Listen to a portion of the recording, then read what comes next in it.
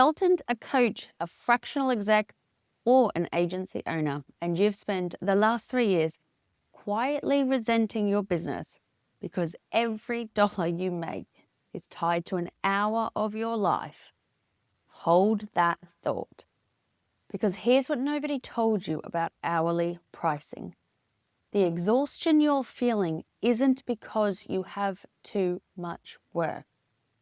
It's because your business is still architected around the cheapest version of what you bring, your time, instead of the most valuable thing you bring, which is your expertise.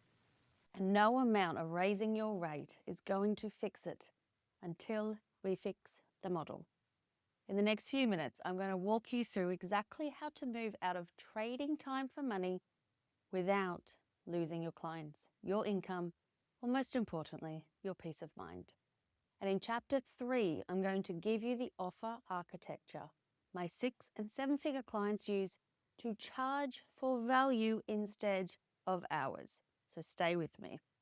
So I want to start with a real moment because every single consultant I've worked with has lived this exact week.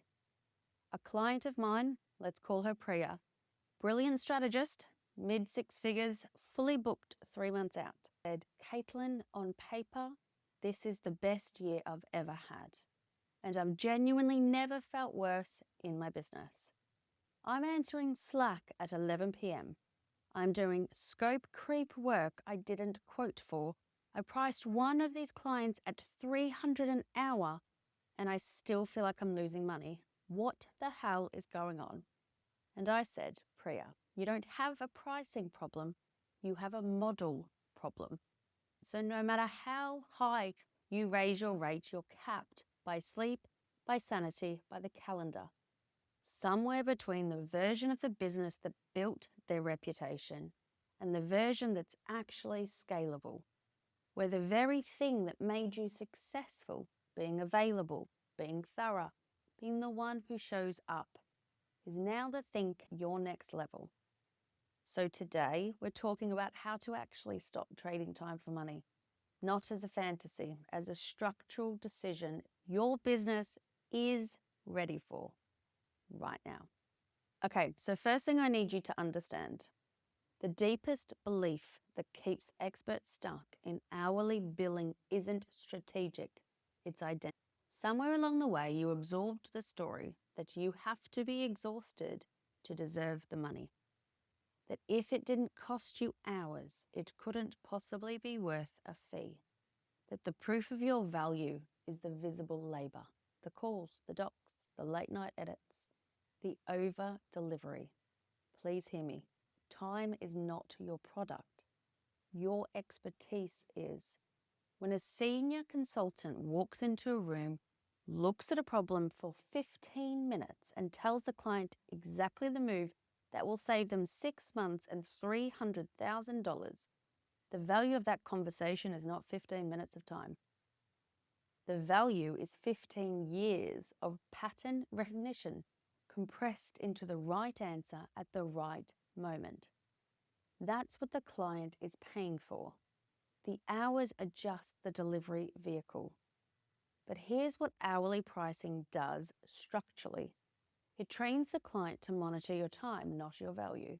It puts every email, every Slack message, every quick question on a meter in your head. They start to feel like they're losing money every time they reach out, and you start to feel like you're being nickel and dimed every time you respond.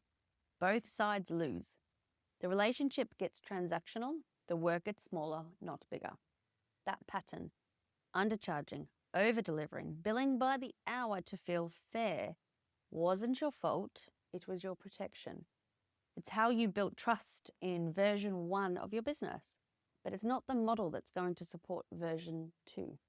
So this is where most consultants try to fix the wrong thing. They look at their hourly rate and think, I just need to raise my prices. So they bump the rate from 200 to 300, then to 4, and the same exhaustion shows up, just at a higher price point. Because the model didn't change, only the number did. The real shift isn't the price, the real shift is the container. and the container is held in place by boundaries.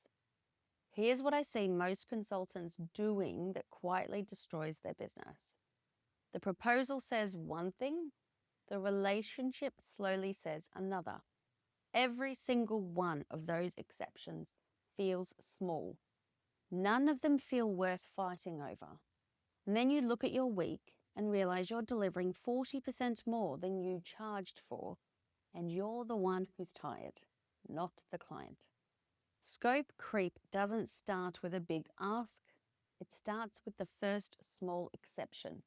The first time you say, oh, sure, I'll just throw that in. And once you've trained the client that the boundary is movable, every boundary becomes movable. The model is no longer the model. The model is whatever the client asks for last. So before you change your prices, you change your boundaries. You write a clean scope. You hold the scope. And when something falls outside it, you say kindly, calmly, like a CEO, that's outside our current scope, but here's how we can add it in. That sentence repeated for 90 days is worth more to your business than any price increase. Because here's the truth most experts avoid. You cannot scale a business that has no edges. And right now, if you're being honest, your business probably doesn't have edges. It has wishes. The 3-tier offer architecture. With consultants who want to stop trading time for money, we don't just raise a price. We rebuild the entire offer suite. And it almost always lands in the same shape. I call it the 3-tier offer architecture. Tier 1, a productized intensive. This is the highest value entry point. For example, a 2-hour, half-day or full-day session, fixed scope, fixed deliverable, fixed fee. The client doesn't book your time, they book a result. The pricing audit, the strategy intensive, the team diagnostic. You name the outcome, you charge for the outcome. The hours are invisible to the client because the result is the product. This alone, for most of my consulting clients, doubles their per engagement revenue inside 90 days. Tier 2, a value-based retainer with clear deliverables. This replaces the open-ended 2 days a week or 15 hours a month retainer. This new retainer has specific deliverables: 1 strategic session per month, 2 written reviews, a sync voice notes inside a defined window, and a quarterly planning intensive. The client knows exactly what they're getting. You know exactly what you're delivering. There is no scope to creep because the scope is a list, not a vibe. And the price is set against the value of those deliverables, usually 3 to 4 times what an hourly retainer would have brought in. Tier 3, a leveraged offer that doesn't require your hours. This is where most consultants are too scared to start, so they never start. But it's the tier that actually frees you. A digital product, a small group cohort, a self-paced course, a licensed framework. Something that captures what you already know, that you've already said 1,000 times to clients, and package it so it can be sold without you being in the room. You do not need to start with tier 3, but most consultants build tier 1 first, install tier 2, then build tier 3.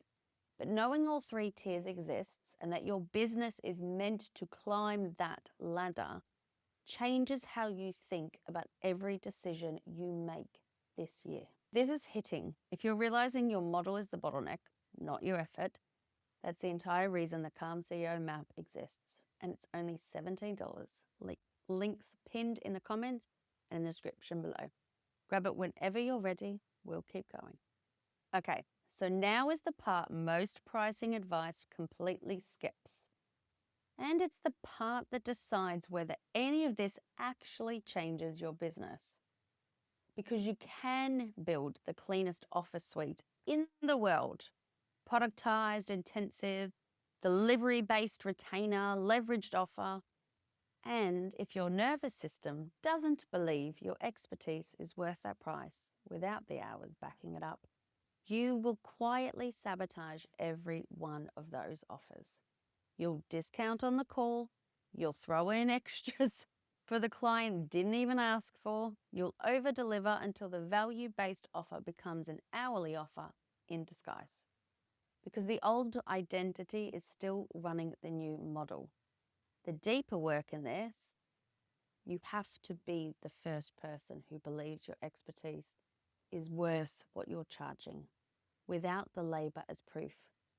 Leading from stress sounds like, I have to earn it, I have to over-deliver, I'm only worth the fee if I'm exhausted. Leading from safety sounds like, my expertise is worth this, whether I work 12 hours or 2.